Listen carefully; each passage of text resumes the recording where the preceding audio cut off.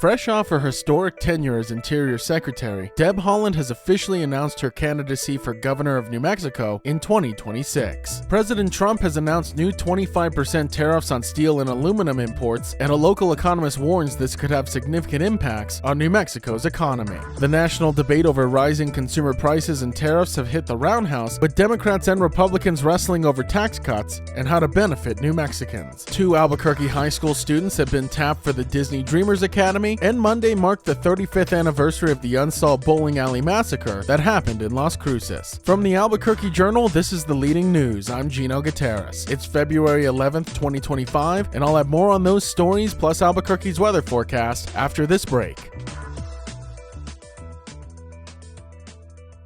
This episode is brought to you by the Kirtland Partnership Committee. For 30 years, they've been dedicated to supporting, growing, and preserving the Kirtland National Security Complex. They work tirelessly to enhance military readiness, foster community partnerships, improve quality of life, and promote economic development right here in New Mexico. Join their mission to ensure that Kirtland remains a cornerstone of national security and a key provider of quality jobs and investment for all of Greater Albuquerque. Together, we can make a powerful impact. Kirtland Partnership Committee, proudly shaping the future of our national security for 30 years. I'm Deb Haaland. In my life, I've learned that nothing comes easy. Moving around a lot as a kid in a military family, raising my child on my own, achieving 35 years of sobriety. Former United States Interior Secretary Deb Haaland has officially launched her campaign for New Mexico governor in 2026, becoming the first candidate in what's expected to be a competitive and expensive race. If elected, Haaland, who's an enrolled member of the Laguna Pueblo, would become the first Native American female governor in the country's history. She previously made history as the first Native American cabinet secretary, serving nearly 4 years under President Joe Biden before stepping down last month. Haaland's campaign video, released this morning, focused on key issues such as lowering costs, making housing affordable, strengthening schools, and crime prevention. That's why I am running for governor of the great state of New Mexico. New Mexico is rich in tradition and spirit, rich in natural resources. So why can't our families pay our bills? Crime, poverty, homelessness, addiction. They will keep pulling us down if we do the same things and expect a different result.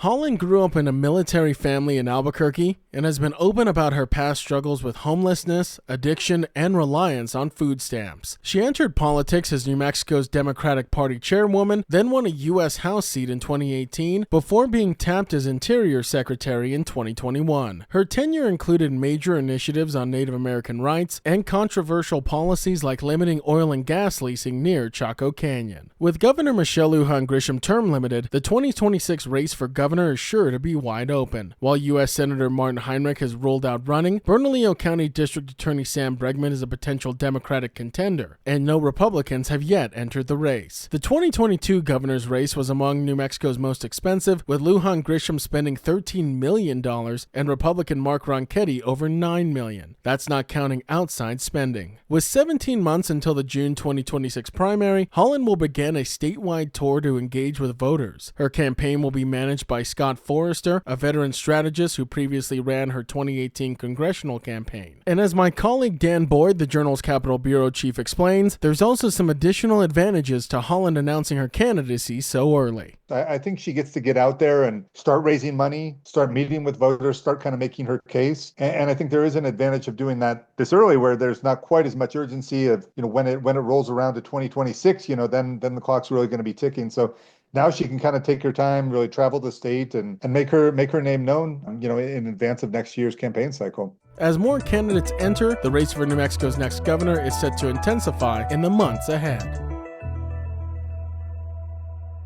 The debate over rising consumer prices and tariffs has reached the New Mexico roundhouse, with state lawmakers divided on how best to provide tax relief. House Democrats announced plans to expand the state's working families tax credit, which in 2024 provided a tax break to families earning up to $66,819 annually. Last year, eligible married couples with 3 or more children received a $1,957 credit. Democrats also voiced support for legislation to curb, quote, dynamic dynamic pricing, a strategy retailers use to adjust prices based on supply and demand, especially relevant amid a surge in egg prices and other goods. House Speaker Javier Martinez, a Democrat from Albuquerque, assured residents that Democrats are working to keep costs down despite national economic shifts. Republicans, meanwhile, are pushing for more sweeping tax cuts. A bill introduced by GOP lawmakers, House Bill 275, seeks to eliminate New Mexico's personal income tax entirely. Supporters, including Representative Elaine Sena-Cortez, a Republican from Hobbs, argue that removing the tax would help families afford basic necessities and make New Mexico more competitive with neighboring tax-free states like Texas, Nevada, and Florida. While personal income tax generated $1.8 billion in state revenue in 2023, Cortez believes the economic boost from the business growth and spending would offset the losses. She also noted that some New Mexicans start businesses in Texas due to more favorable tax policies. The tax debate is unfolding as Donald Trump returns to the White House, with Democrats blaming his administration for potential price hikes due to the threatened tariffs and mass deportation policies that could drive up the cost for essentials like milk and eggs. Martinez criticized Trump for favoring tax cuts for the wealthy, while Democrats pledged to work on relief for working families rather than broad cuts. As the legislative session unfolds, the debate over tax policy will continue to shape the economic landscape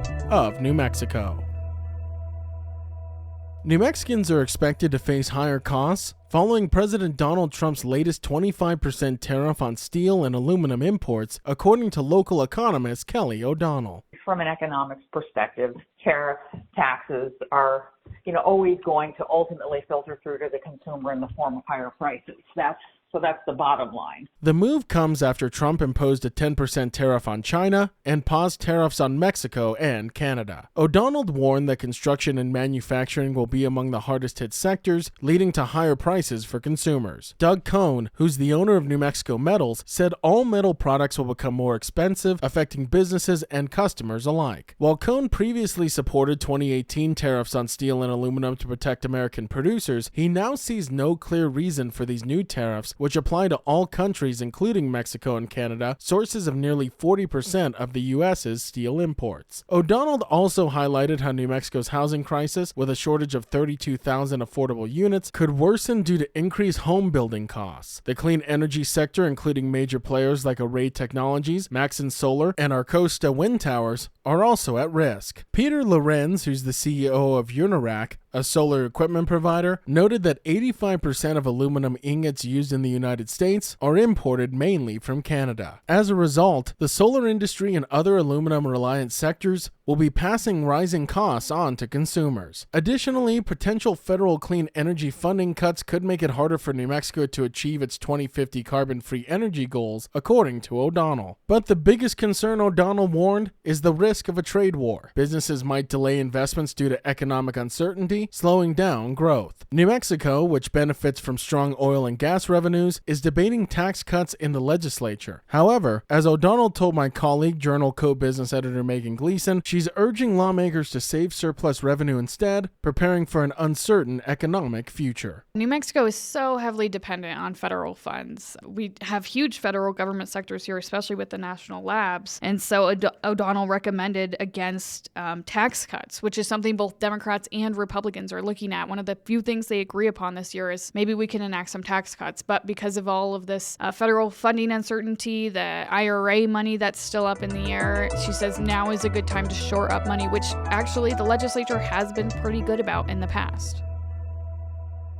If you like hearing all of the latest news from the Albuquerque Journal here on the Leading News, consider becoming a digital subscriber to the Albuquerque Journal. You can check our show notes for a discount code on a digital subscription and keep up with all the latest news from New Mexico's leading news source. High school juniors Alexis Lemary and Olivia Davis have been selected to participate in the Disney Dreamers Academy, a prestigious 4-day mentoring program at the Walt Disney World Resort in Orlando, Florida. The all-expenses-paid event held from March 26th to the 30th will allow the two New Mexico students, along with nearly 100 other students from across the country, to meet with celebrities, business leaders, and industry professionals as they explore career interests and develop leadership skills. Both Lemary, an Albuquerque Academy junior, and Davis, a student at Explore Academy, had previously applied to the program but were not accepted. This year, they were overjoyed to receive their acceptance letters. Disney Dreamers Academy is designed to inspire students to, quote, dream big and provide specialized workshops based off their career interests. While Disney has yet to announce this year's celebrity guests, past participants have included Shark Tank's Damon Johns, actress Haley Bailey, and singer Kelly Rowland. LeMay's love for science, technology, engineering, and math, or STEM, has earned her recognition, including the STEM Student of the Year award in 9th grade. She dreams of becoming either a biomedical engineer or Disney Imagineer, the creative minds behind Disney's theme park attractions. Her involvement in DECA Incorporated has helped her develop her business and marketing skills, which she hopes to expand during the academy. Davis, on the other hand, is an avid tennis player, podcast host, and pop culture columnist, and hopes to major in communications. Her podcast, Living Life, allows her to interview peers and discuss student life. To make the most of her time at the academy, Davis plans to sharpen her interview skills so she can network effectively with professionals. Both students' mothers express pride and encouragement for their daughters. LaMary's mother hopes she brings back knowledge to share with her Albuquerque peers, while Davis's mother wants her daughter to relax and enjoy the experience.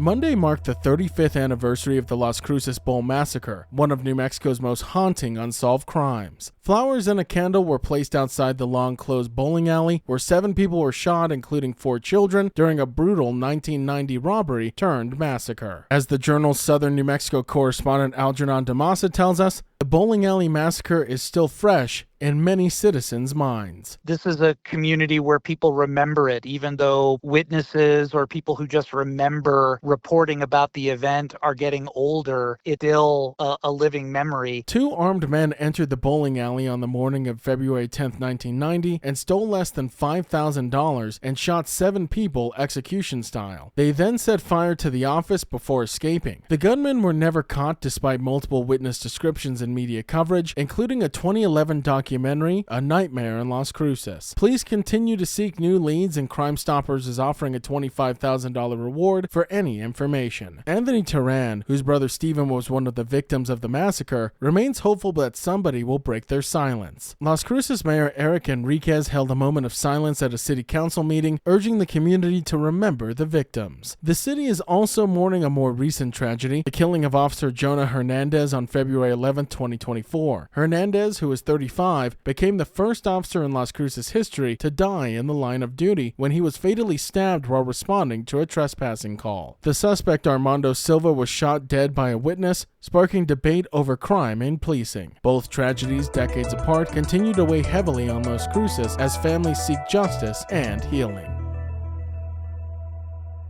Now taking a look at Albuquerque's weather forecast. Today you can expect isolated sprinkles, mostly cloudy with a high near 62. And this evening, more isolated sprinkles, mainly between 11 p.m. and 2 a.m., cloudy with a low around 27. To keep up with all the latest news from the Albuquerque Journal, you can visit our website at abqjournal.com. For the leading news, I'm Gino Gutierrez.